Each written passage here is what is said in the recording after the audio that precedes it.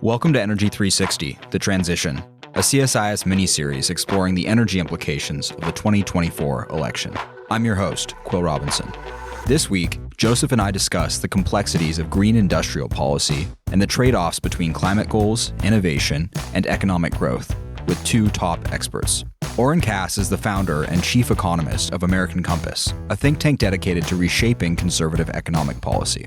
Jane Flegal is the executive director of the Blue Horizons Foundation and previously worked as the senior director for industrial emissions at the White House Office of Domestic Climate Policy under the Biden administration. Let's dive in.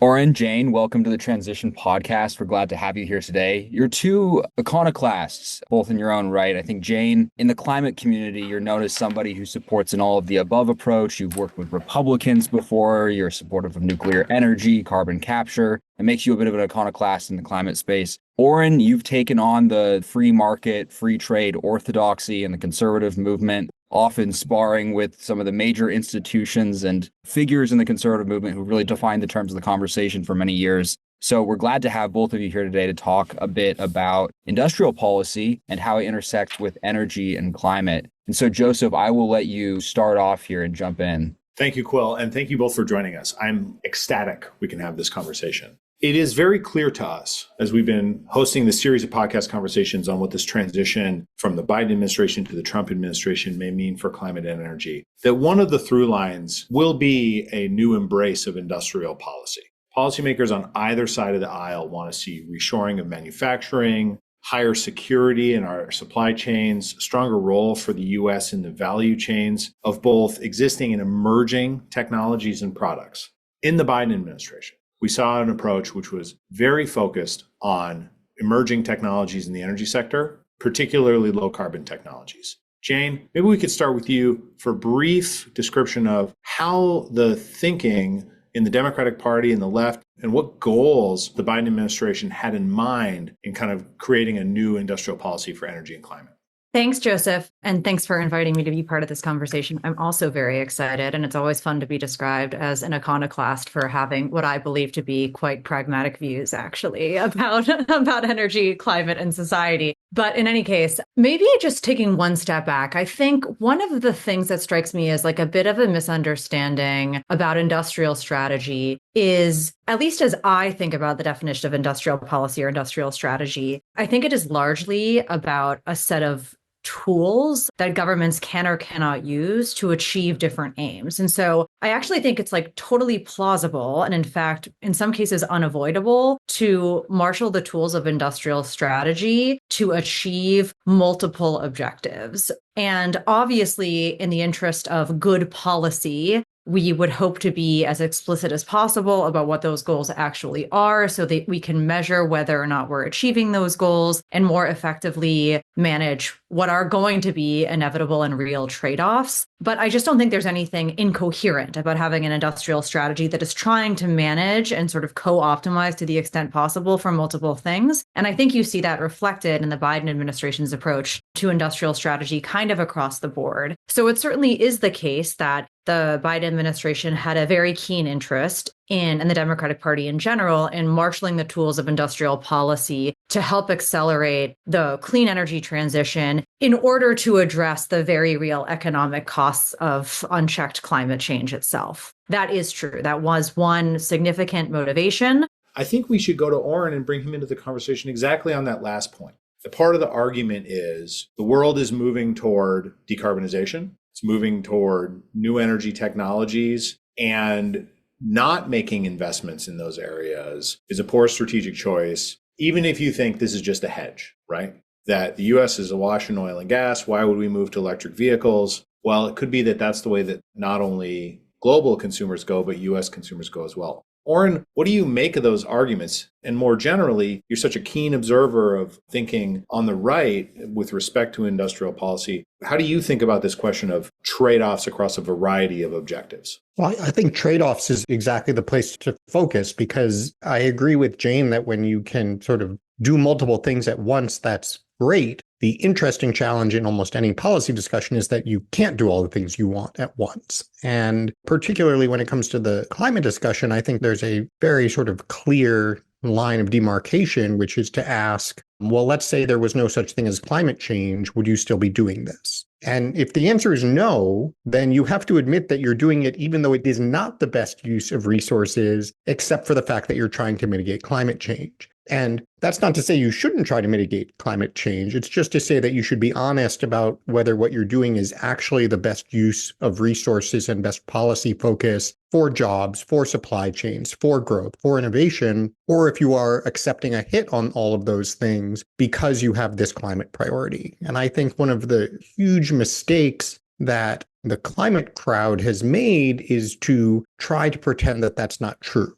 and that green industrial policy is jobs policy when it's not. Industrial policy can be jobs policy. And when you add the green, you're doing something that's taking away from the jobs potential for some other purpose. And you can make that case on the merits, but for other reasons we could talk about, although this is not a climate podcast, the climate crowd has chosen not to do that or given up on doing that. So a prime example is we give a $7,500 tax credit to electric vehicles in a tax policy that was extended in the Inflation Reduction Act.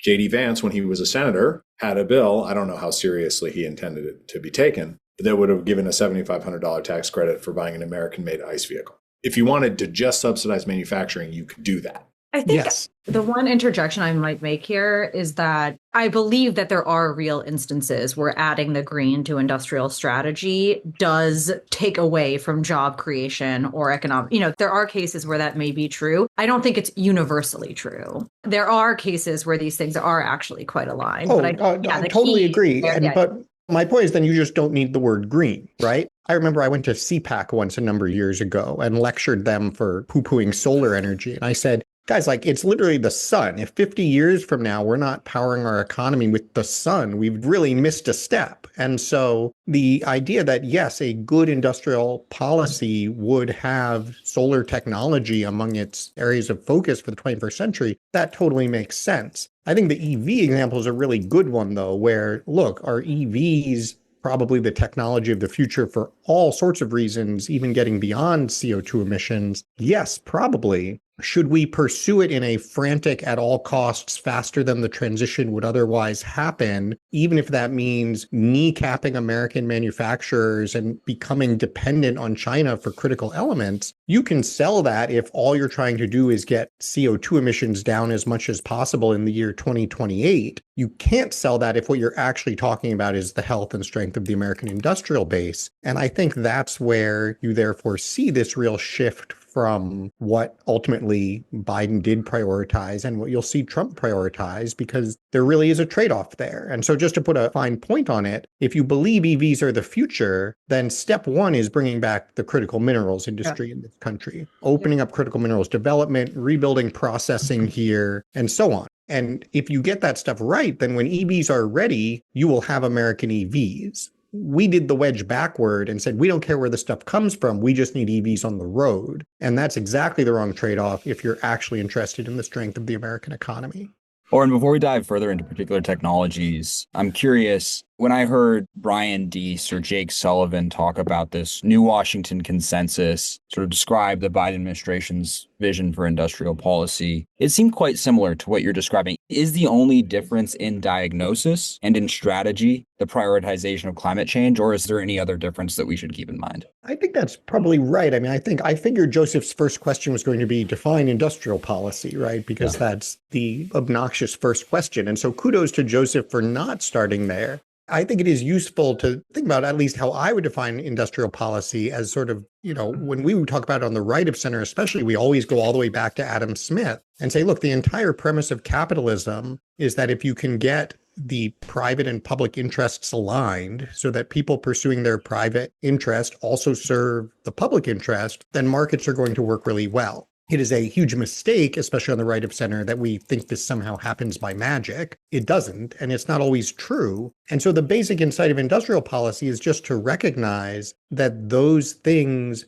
that are going to be the most socially valuable forms of investment, whether you're thinking about something like climate change or just thinking about job creation, innovation, long-run economic growth, that's not necessarily where the capital is going to flow. And so industrial policy, in my mind, is just the recognition that that is true and the decision to identify places where we want to use policy to bring those things closer in alignment. And so I think it's exactly right that you therefore see folks on both the left and right of center from a Biden administration, from a Trump administration, recognizing that. Where they then diverge some, but sometimes, but not always, is on the question of, okay, well, what are the things that we need to get more capital flowing to than markets will do on its own? There was certainly a big narrative around IRA and IIJ investment going into red communities and creating jobs and reindustrializing. I think that was always probably overplayed. And it seems with the pushback on the IRA now that, it doesn't actually have as much political staying power as we might have thought. At the same time, when I hear President Trump and a lot of Republicans talking about energy, it seems like it's more of an enabler for reindustrialization as opposed to a destination or a goal of it. That's my sense. The production of fossil fuels enables the rest of that, as opposed to, making particular energy widgets being like the goal of reindustrialization. Does that sit true, or would you disagree with that, Oren? I probably would disagree with that. I think certainly from Trump himself, there is much more interest in energy for energy's sake. And I think it's important to remember that this is one of the ways it's actually a very useful on-ramp on the right of center to industrial policy, is that energy policy is the one place where the right was always very comfortable with the idea that energy independence is a national security priority. It is, particularly post-oil shocks, a sort of consumer security, if that's such a thing, priority. And obviously we call that economic security nowadays. Economic security, sure. And, that obviously we are going to have policy that is actively oriented toward driving investment and growth in that sector. I would also say that the energy sector is one of the places that has pretty positive workforce outcomes over the last couple of decades. Oren, I know you write a lot about wages of non-college educated male workers in the United States. The oil and gas industry is one of the places where they've realized incredible productivity gains at the worker level, and you have very, very growing salaries over the last couple of decades. Yeah, that's exactly right. They tend to be very good jobs. They are good jobs in very different places than other sectors have been supporting economic growth. And then I think there's also, and you certainly see this in Trump's focus, the shift from energy independence to energy dominance is a really important one. There's the idea that actually the US could be the energy superpower, and that in geopolitical terms, then as well, the energy output itself has extraordinary value.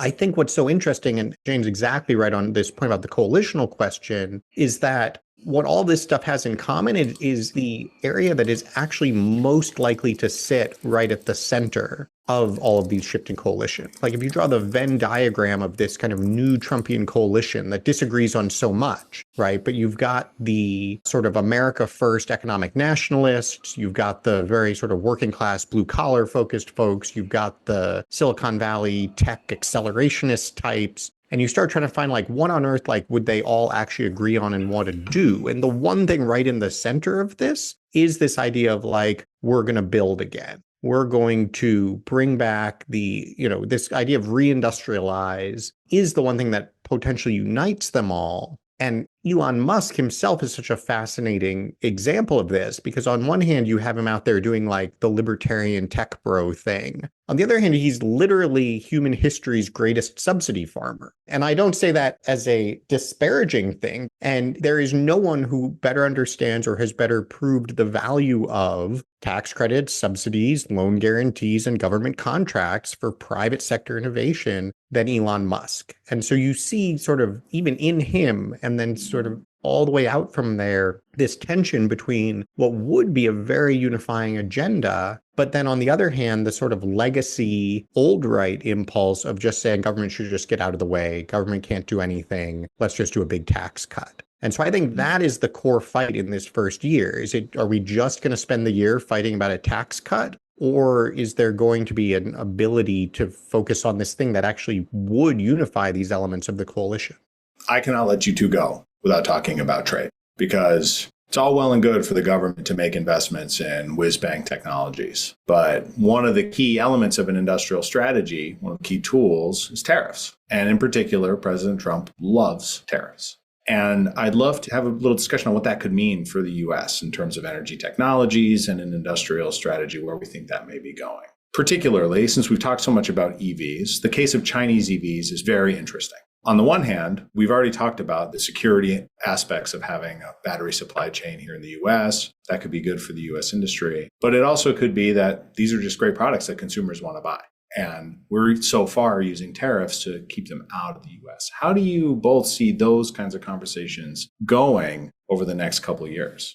Orin, I'm going to let you start on the EV tariff question because I read your electric slide article. So I was going to say Jane should go first because President Biden was such a strong leader on this very question. But look, I think the reality is Chinese EVs are not going to be allowed into the American market. Not only are they not going to be allowed directly into the American market, but if Mexico tries to let BYD build factories in Mexico, Mexico will be flung out of USMCA. And so it's actually an incredibly useful sort of exercise to think through how trade policy and the concept of globalization in the 21st century is just totally different than what we ever considered with GATT all the way up through formation of the WTO. There, the question was always geographic. Right? It was country of origin didn't mean who's the owner of the company. It meant literally where are the pieces of metal being bent. And that's just not going to be the case anymore. So I think it's fun to think through that for all sorts of implications. I think ultimately it's going to mean pretty much the end of the global trading system and a return to sort of competing trading blocks. But for purposes of the sort of energy and industrial policy discussion, I think it's just really important to think of trade policy and industrial policy as complementary.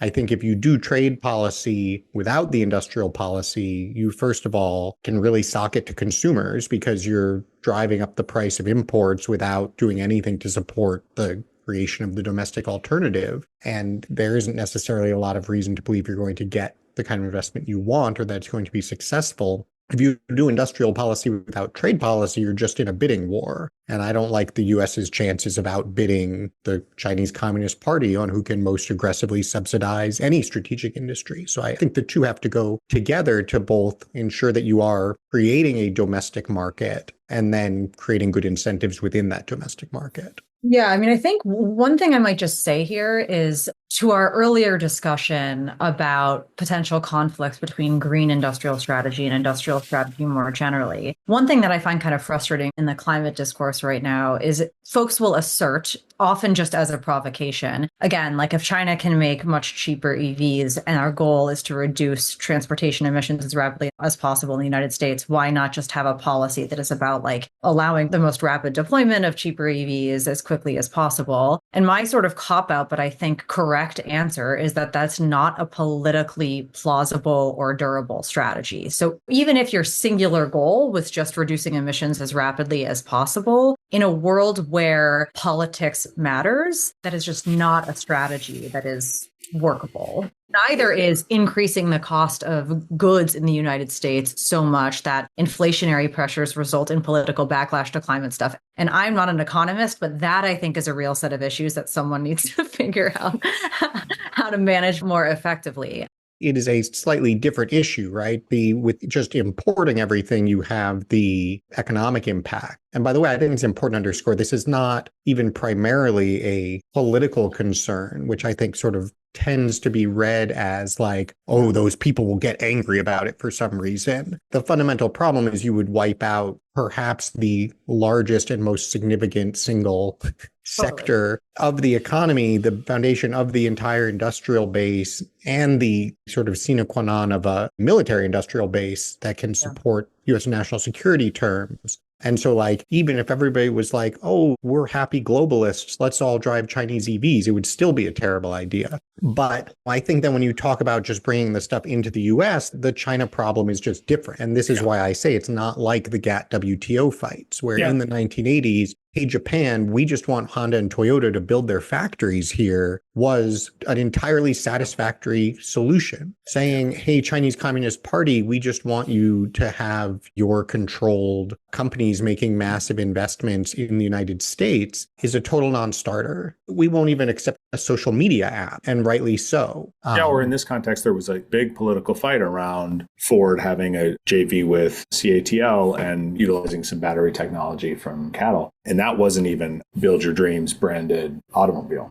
Yeah, it was insane that they thought of trying to do that with cattle. it is disconnected from the direction that both US and China policy are going, which is frankly beyond a decoupling to a quite hard break between the two economies. If I could just say, my point of entry here is the climate. I want to just say I am genuinely concerned about the geopolitical tensions between the US and China and would like to feel like I had a more coherent theory myself about how to not end up in a hot war with China that is made more likely by our trade decisions. Just to say that is outside of my role as a climate expert, I am genuinely a bit concerned, but I don't think there's easy answers there. Point well taken. Encourage you to check out the work of our colleagues here at the Center for Strategic and International Studies. Can I ask one question of maybe all of you, actually, which is when I was in the White House, I was in charge of industrial decarbonization. So industrial strategy is over here, but industrial decarbonization is about how do you decarbonize the industrial sector of the economy. And it was sort of unavoidable to think about industrial decarbonization without thinking about trade strategy, even if you weren't doing something called industrial policy, because so many of the most greenhouse gas intensive goods that we need to figure out how to decarbonize are also highly price sensitive trade exposed commodities. And you mean here like aluminum?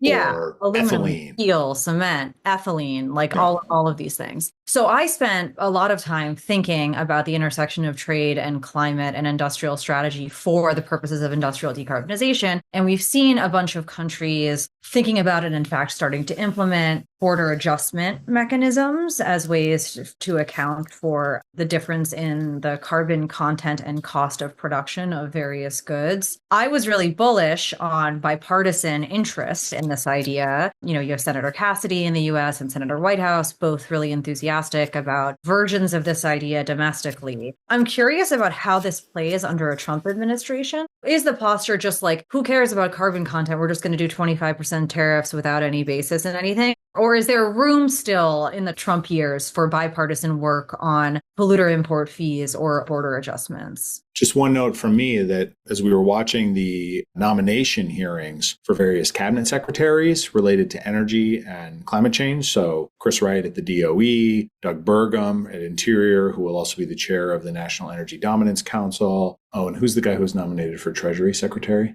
Scott Bessent. And Scott Bessent, nominee to be the Treasury Secretary. That issue of sort of carbon-weighted trade or carbon tariffs did come up from members on both sides of the aisle. And everybody expressed a lot of interest, even though I think they weren't quite ready to embrace some sort of carbon-based tariff or trading adjustment quite yet. But your thoughts, Oren, on the long-term propositions would be very, very welcome. Yeah, I think there's nothing wrong with the policy per se, that sort of border adjustment. Bob Lighthizer, who was U.S. trade representative in the first Trump administration, has been supportive of it. I think the problem is twofold. One is just as a matter of implementation. Well, let's calculate tariffs based on what we think the carbon intensity offset by the regulatory costs assigned by, et cetera, frankly gets fairly implausible fairly quickly, I think, especially if you're trying to sell to a right of center that's very skeptical of the ability of government to do this in an at all reasonable and coherent way. And then secondly, it just runs into the fundamental trade-off problem of, okay, well, what is the reason we're trying to privilege domestic manufacturing over imports? Is it because we want to support domestic manufacturing, or is it because we want to somehow make it more affordable for us to raise the cost of using carbon domestically? And ultimately, these things are somewhat in tension. And so as a sort of, in a world where you couldn't have tariffs because you had a bunch of neoliberals running around saying free trade is good, it's very tempting to tell them like, oh, but you also really care about climate change. What if you could backdoor your carbon tax as a nationalist sounding tariff? And like everyone at Davos gets super excited. But in a world where people are actually ready to move on from that sort of free trade regime and say, no, we should be protecting the American market because we should protect the American market, the whole carbon border adjustment thing becomes, again, not wrong, but just a suboptimal, sideshow's a little harsh, but suboptimal approach, both politically and substantively, I think. We also counter the same tension that Oren raised earlier, right? If you're just raising tariffs and you don't have a program for investment within the United States, you're just raising costs. And so whatever that domestic policy needs to be to make sure that the US maintains its so-called carbon advantage or accelerates it over time, I think is like equally important. Yeah, I do think for me, this political question of like, what is the pitch on the center right for a border adjustment in a world where we're comfortable doing tariffs for lots of other reasons? I think like that's the central question for me about the political future of a border adjustment. I will say there's lots of different versions of doing a border adjustment or a polluter import fee, not all of which are tied to domestic regulation or pricing. So there are countries that are dumping nearly half of our industrial pollution problem as a result of the carbon loophole in international trade. And so you could imagine a world where you just do kind of a fee based on the carbon intensity of goods disconnected from the cost of producing those goods that, looks at the US average for different, whatever. There's different ways to design this. And I will say, I think the folks at Silverado Policy Accelerator have done a very good job of laying out a bunch of work on the design considerations that might be appealing to a wider audience than, what the Sierra Club has put out. Well, clearly much more to follow on that. We need to end our recording today, and we want to thank you both for joining. And we hope that this is the first of many conversations in the coming years. This was great. Thank you. Thanks, guys.